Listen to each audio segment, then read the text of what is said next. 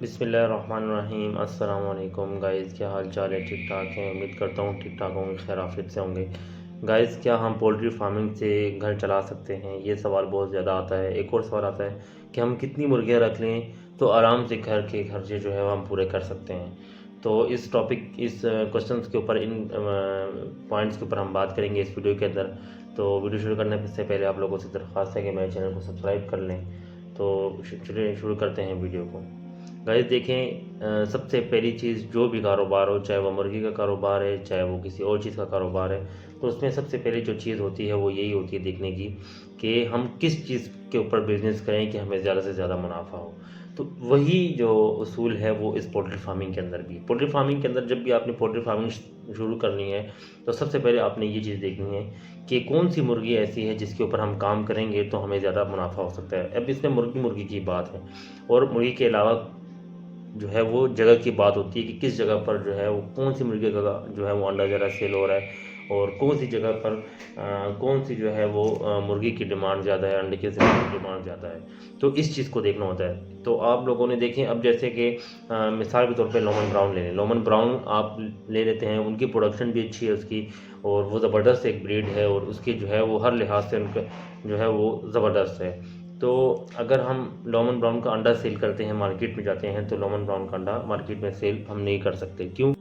उसकी रीज़न ये है कि मार्केट में जब अंडा देखते हैं लोग, तो वो देखते हैं, वो कहते हैं कि ये जो है इसको कलर दिया गया है, ये ओरिजिनल जो है वो सही जो है वो देसी अंडा नहीं है, तो इसलिए इसको बेचने में थोड़ा जो है वो मसला होता है। तो अगर गोल्डन मिस्री के अंडे आप देख लें तो उसके अंडा जो है वो लाइट कलर का होता है, लाइट ब्राउन कलर का होता है, तो वो ईज़ी लोग जो है वो अंडा ख़रीद लेते हैं कि वो लोग समझते हैं कि ये जो अंडा है वो सही जो है अंडा है। तो गाइज़, अब हम आते हैं अपने टॉपिक के ऊपर कि हमने जो है वो, जब हमने देखना है, जब भी हमने फार्मिंग शुरू करनी है तो फार्मिंग से पहले हमने डिसाइड करना है कि कौन सी मुर्गी की हम फार्मिंग करें, और अपने इलाके में देखना है कि हमारे इलाके में किस चीज़ की डिमांड ज़्यादा है, उस हिसाब से आपने फार्मिंग शुरू करनी है।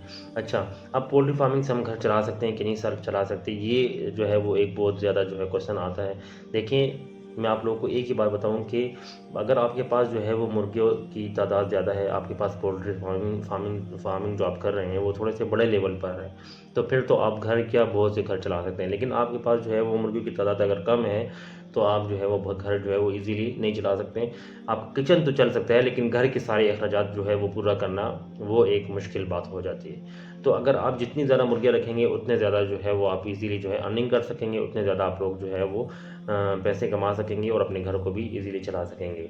अच्छा, इसके अलावा एक और क्वेश्चन जो है वो बहुत ज़्यादा आता है कि हम कितनी मुर्गियाँ रख लें तो आराम से के खर्चे को पूरा कर सकते हैं। तो इसके लिए जो है वो आप 150 से 200 मुर्गियाँ, तकरीबन 150 से 200 मुर्गियाँ कम से कम अगर आप रखेंगे, तो आप जो है वो घर के खर्चे वगैरह जो है आराम से इजीली पूरी कर सकते हैं।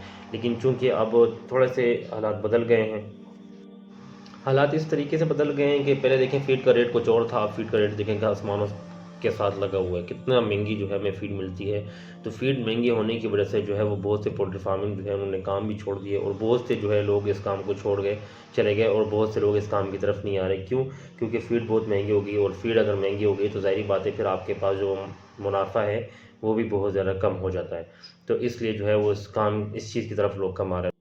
तो इसका मतलब ये नहीं कि अगर फीड महंगी हो गई तो हम इस काम को छोड़ दें, नहीं, ऐसा नहीं करना। मैंने वीडियोस में बताया भी है, मैं अभी भी आपके साथ शेयर कर सकता हूँ, शेयर कर रहा हूँ कि फीड जो है, हम फीड के अलावा भी कुछ चीज़ें ऐसी हैं, अगर हम उनको इस्तेमाल करें तो हम फीड की तरह ही इनसे जो है प्रोडक्शन ले सकते हैं। तो ज़रूरी नहीं कि फ़ीड ही होगी तो हम पोल्ट्री फार्मिंग का काम में आएंगे, अगर फीड नहीं होगी तो हम फार्मिंग में नहीं आएंगे। तो गाइज़, आप इजीली अगर आप 150 से 200 मुर्गियाँ अगर आप घर में रख लेते हैं, या तकरीबन 100 मुर्गे भी अगर रख लेते हैं, कम से कम 100 मुर्गे रख लेते हैं, तो ईज़िली यकीन करें कि आप किचन भी चला सकते हैं। किचन के साथ और भी जो है छोटे मोटे अखराजात वगैरह भी आप ईज़िली जो है वो उसको पूरे कर सकते हैं। और इसके सबसे बड़ा जो पोल्ट्री फार्मिंग का फ़ायदा ये होता है कि जो घर की हमारी लेडीज़ हैं वो भी इस काम में आ सकती हैं। मतलब अगर हम घर में नहीं हैं, हम जॉब पे गए हुए हैं, या हम स्टूडेंट हैं, हम कहीं यूनिवर्सिटी में गए हैं, कहीं कॉलेज में गए, तो हमारी जो फीमेल्स हैं वो इस चीज़ को देख सकती हैं। और दूसरी जो बड़ी बात है, सबसे बड़ी बात, ये काम मुश्किल नहीं है, काम जो है वो बहुत ज़्यादा आसान है। बस सुबह आपने एक दफ़ा दाना डालना है, एक दफ़ा आपने शाम को जो है वो दाना डालना है, बाकी थोड़ी बहुत जो है वो देखभाल करनी है बस। ज़्यादा इसमें मेहनत का काम है नहीं, और इजीली जो है वो आप लोग अर्न कर सकते हैं। तो गाइज़ आज की जो टॉपिक है उम्मीद करता हूँ आप लोगों को पसंद आया होगा। अगर मेरी वीडियो आपको पसंद आई है तो इसको लाजमी लाइक करें और अपने दोस्तों के साथ भी शेयर करें, और जिन लोगों ने मेरा चैनल सब्सक्राइब नहीं किया तो मेरे चैनल को भी सब्सक्राइब करें। मिलते हैं नेक्स्ट वीडियो में, जब तक के लिए अपना ख्याल रखिएगा। अल्लाह हाफिज़।